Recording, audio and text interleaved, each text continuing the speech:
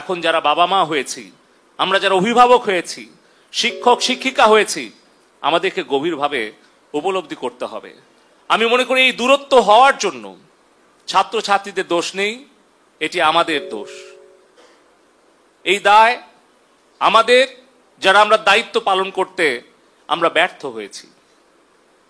এই ব্যর্থতা আমাদের এড়িয়ে যাওয়ার কোনো সুযোগ নেই।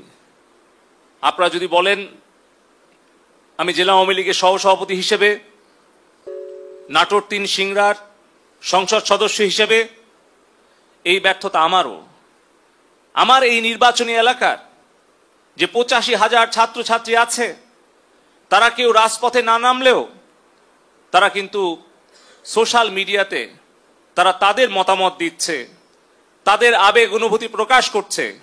সরকারের প্রতি, আমাদের প্রতি তাদের যে মনোভাব, তারা সেটা প্রকাশ করছে। সেইখানে কেউ যদি আমরা মনে করি এর জন্য তারা দায়ী, এটা কিন্তু ঠিক হবে না।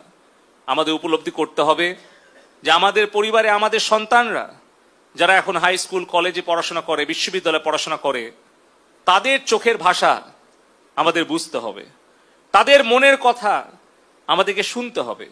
আমাদের প্রতিবেশী শিক্ষা প্রতিষ্ঠান, সেখানে আমাদের রাজনৈতিক নেতৃবৃন্দ, বাবা মা, শিক্ষক, তাদের সবাইকে তাদের সাথে কথা বলতে হবে।